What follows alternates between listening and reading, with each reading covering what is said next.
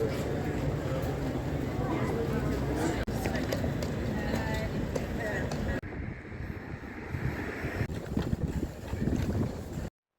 les amis, ce matin c'est petit déj à Göteborg à l'hôtel. Donc on a préparé un petit muesli naturel. La vitamine C pour se mettre un petit coup de booster. Bon, en fait, tu vois, à ces heures-ci, la majorité des gens sont partis. Parce qu'en réalité, tu as ceux qui se lèvent le matin qui partent et il y a ceux qui ont bringué en fait la veille qui dorment encore. Donc ils sont pas levés là. J'étais dans la piole là. C'est que tu participes un peu à la vie des gens. Donc ce matin, on va essayer d'aller dans l'autre bord de Göteborg. Donc là, ce matin, je vais faire le parc de Slotskogen.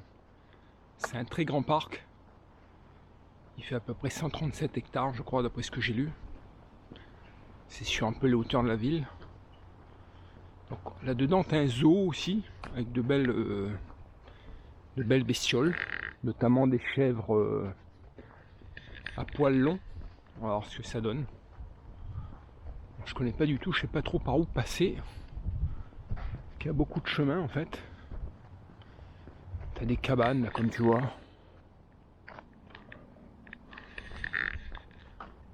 Des parcs comme on les aime. C'est vrai que dans la vie en général, t'aimes toujours ce que t'as pas. C'est vrai que dans le sud de la France, de là où j'habite, c'est vrai que la nature est plutôt pauvre. On va dire en matière de verdure.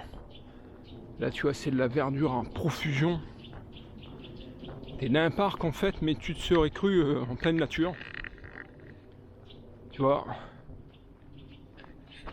T'as les oiseaux. La partie où est situé l'hostel, c'est-à-dire l'auberge en fait en français, bah, tu es dans la partie en fait où les Suédois de Göteborg habitent réellement. C'est-à-dire c'est la vraie vie on va dire des gens de Göteborg, des Gothenburgeois je crois que ça se dit. Et c'est vrai que c'est une vie plus on va dire plus normale, parce que quand tu es dans le centre touristique, bon c'est un peu plus surfait, on m'avait dit là les filles de l'auberge. Là à l'auberge j'ai rencontré 2-3 personnes vachement sympas. Notamment c'est un Iranien là, qui il habite à Barcelone 6-7 mois par an. Il a un business qui vend des accessoires de téléphone en Iran, qu'il achète ça en Chine. Un bon business me disait-il. Et il avait une façon de voir les choses en fait, notamment sur l'Europe. Le fait d'être salarié aujourd'hui dans des pays européens, que ça en vaut plus la peine, parce que c'est vrai que tu arrives rapidement sur des plafonds. Tandis que sur un business, t'es quand même mieux, mais les impôts sont trop chers au niveau des business, ce qui est vrai en fait. Pour ça, t'as beaucoup de jeunes entrepreneurs français du web qui partent à Dubaï et ailleurs. Parce que c'est vrai que c'est... Quand tu commences à gagner de l'argent, tu sais pas combien de temps ça va durer. Ben, le maximum que tu as réussi à mettre de côté, ben, c'est toujours mieux que de le donner à l'État ou à l'URSSAF. Après, c'est vrai, quand tu as un business qui est pérenne, que derrière tu revends, c'est pas pareil, tu vois. Mais quand tu as un business sur le net, tu sais pas combien de temps ça va durer. Ben, l'argent que tu as rentré, si t'es pas bête et que tu l'as investi, ben, il te restera, tu vois. Après, c'est une question d'état d'esprit, de choix de vie. C'est que d'habiter en France, c'est pas la même chose que d'habiter à l'étranger. T'as la sécurité sociale et tout le tralala. C'est comme ça. Le parc est tellement immense que si t'as pas ton Google Maps, ben t'arrives pas à te repérer dans ce labyrinthe. Et c'est un vrai régal, tu vois, c'est bientôt le début de l'automne. Tu vois, je vais te montrer là. Tu vois, en fait, j'ai le petit point bleu pour arriver à me repérer. Là, j'ai allé vers le zoo, le Barnen Zoo, là où tu as les fameuses chèvres à poils longs. Donc, heureusement que j'ai l'assistance de Google Maps. C'est vraiment une petite application vachement sympa. Ce qu'il faut en fait quand tu es à l'étranger, bon là tu es en Europe, donc on va dire que c'est gratuit dans les données, mais c'est de charger la carte hors connexion. Ça te permet en fait, une fois que tu es arrivé sur site, que tu n'as pas besoin d'internet pour arriver à te repérer dans l'endroit. Parce que tu vois, là dans des parcs comme ça, quand tu connais pas, tu peux tourner 10 fois en rond. J'ai essayé tout à l'heure sans la carte, mais j'ai eu un peu de mal. Du coup, je me suis dit bon, je vais reprendre mon petit Google Maps tranquille. histoire d'arriver jusqu'au zoo. Que là ce matin, comme le temps est un peu gris, je préfère rester un peu dans la phase nature. J'aurais fait un coup de bateau là tout à l'heure, que le temps doit se lever vers 15h. Que depuis que je suis là en fait, vers t'as de belles éclaircies à partir de 15h. Le matin, le temps est toujours un peu gris comme ça. Ça annonce si tu veux la fin de la saison, début de l'automne. C'est vrai qu'ici ça vire très vite. Mais c'est très beau. Franchement, c'est l'occasion de venir. Ça vaut vraiment le détour, il y a beaucoup de choses à faire. J'ai pas encore testé la vraie cuisine suédoise, j'ai pris que des tartes ou des encas là. J'ai essayé de manger comme je suis là plusieurs jours, je repars que lundi. Donc je vais essayer de voir un peu tout ça.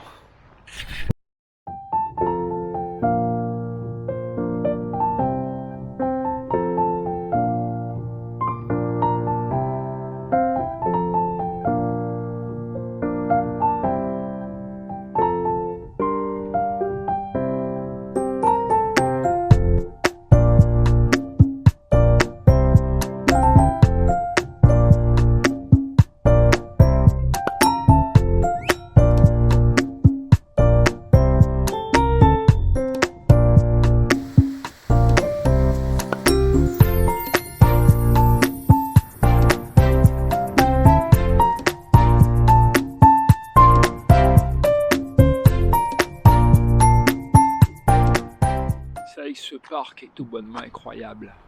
Ça me rappelle un peu les grands parcs américains, notamment Mont-Royal au Canada. Ces grands espaces verts.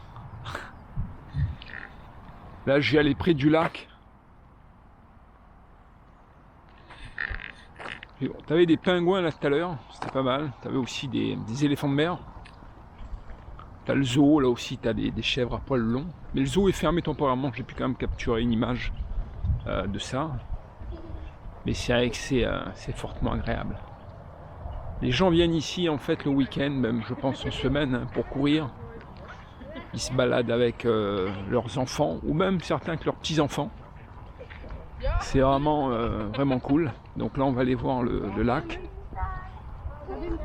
C'est vrai que c'est peace comme on dit quoi. C'est vrai que le leitmotiv ici c'est le hygge. C'est le bien-être. Le bien-être dans la simplicité. C'est, tu vois, même dans le travail du design, que ce soit danois ou suédois, c'est vraiment très travaillé avec vraiment un style. C'est vrai qu'ici le bois c'est normal, hein, tu as du bois de partout, donc c'est normal que ce soit une spécialité là dans le design.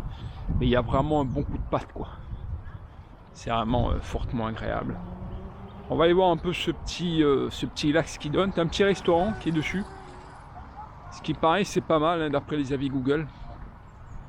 Vous savez, quand tu connais pas trop un spot, il faut regarder un peu les avis, ce que les gens laissent des photos. Tu as un peu des fois les classes de tarifs, ça te donne un peu les éléments. C'est vrai qu'au moins tu as un large éventail de ce qui se fait.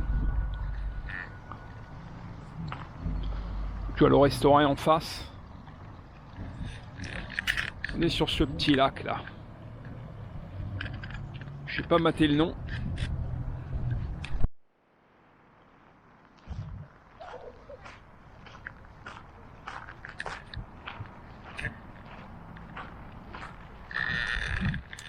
Là, on est au jardin botanique de Göteborg. C'est un jardin qui est assez sympa, qui est vraiment à faire. Parce que tu as vraiment le jardin d'ailleurs 100 ans cette année. Il a été créé en 1923, décidément. Hein. Cette année, c'était aussi les 400 ans de la ville. C'est le jardin botanique, il est très sympa. Tu as des, on va dire, des espèces qui sont vraiment très typiques. Là tu vois, ils te mettent les 100 ans là. T'as vraiment des essences très particulières d'ici. C'est très beau. Le jardin par contre est ouvert que de avril à octobre. Après je crois qu'il est fermé. Parce que je pense qu'il a hiberné un peu les plantes là. Dans le jardin en fait, tu as différentes sections. Tu as le jardin où tu as des trucs d'Amérique du Nord, des essences d'Amérique du Nord. Tu as aussi là on arrive dans le jardin japonais. Tu vois, très belle section, j'ai toujours adoré les jardins japonais. tu vois. C'est vraiment peace et zen.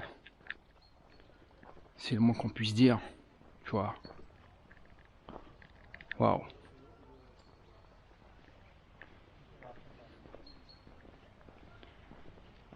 Et c'est vrai que le site en accès libre, c'est exceptionnel. Ici, la nature, c'est carrément de la balle, si on peut dire.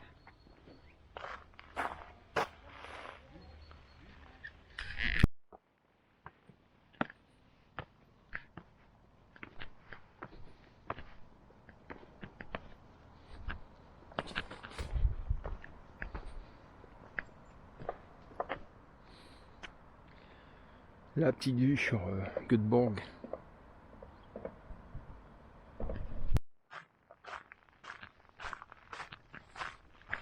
Dans cette forêt exubérante, c'est vraiment un véritable bijou de se perdre en fait dans le jardin botanique. C'est tout bonnement exceptionnel.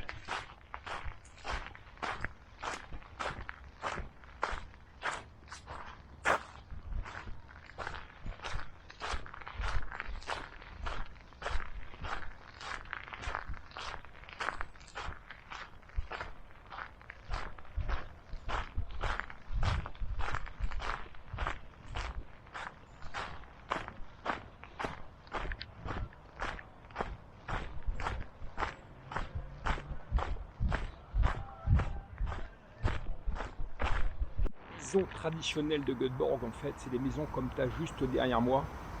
C'est toutes des maisons collées, elles sont toutes en bois. Et si tu veux, tu as des lamelles là comme ça, tu vois tout le côté. Tu as un petit jardin sur le devant et sur l'arrière en fait. Et les maisons sont toutes collées les unes aux autres. Certaines ont des petits balcons en faisant office de style. Mais tu vois, c'est ça vraiment la maison traditionnelle suédoise à Göteborg.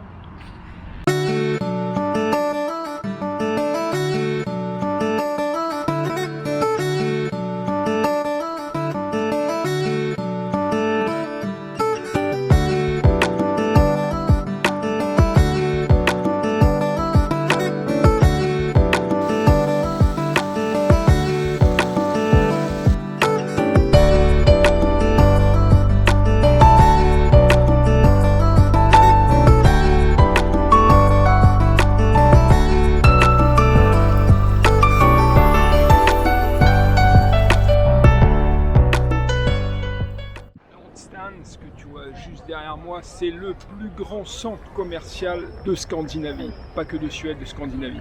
C'est à Göteborg, là-dedans tu trouves de tout. Pharmacie, tu peux même te faire vacciner, tu as des restaurants, des coffee shops. Toutes les grandes marques internationales sont représentées, tu as McDonald's, tu as tout ça.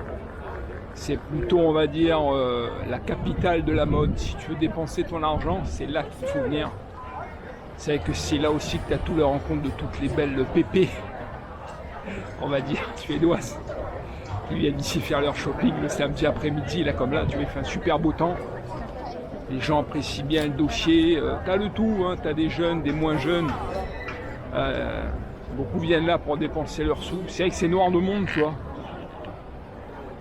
Là, dans cette arcade, c'est vraiment blindé.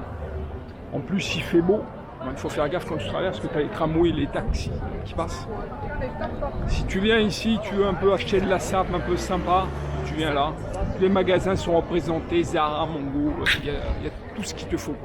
Là, je suis sur Avenyn. Avenyn, ça veut dire avenue en suédois. C'est l'équivalent en fait des Champs-Élysées pour Göteborg. Tu as des magasins, des commerces, tu as bien sûr tous ces magasins internationaux. Là, tu vois, on se fait samedi après-midi, comme il fait beau, il y a énormément de monde. C'est assez, on va dire, blindé. C'est que dès que le soleil sort, les personnes se retrouvent beaucoup à l'extérieur.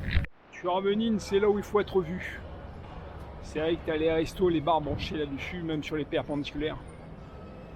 Par contre, c'est beaucoup plus cher que dans les autres quartiers de la ville, comme Haga ou dans le quartier étudiant. Je me rappelle plus du nom du quartier, hein. Je le mettrai en bas de le commentaire.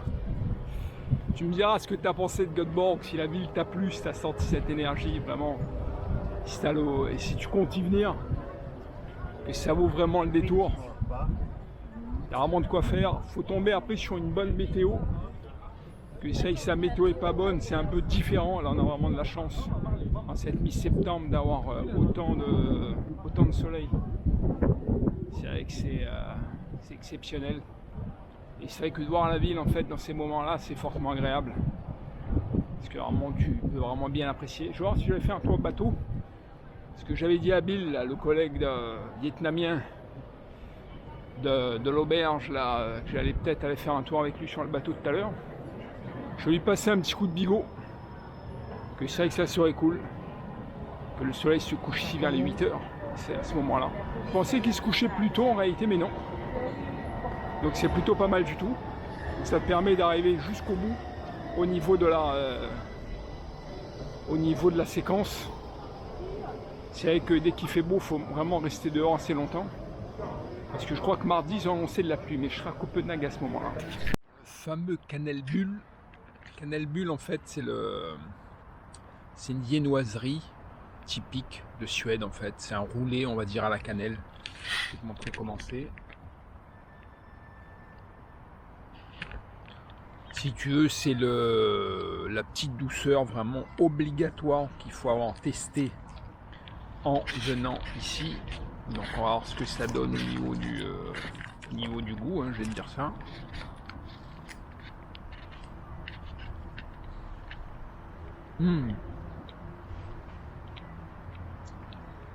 C'est vraiment très bon.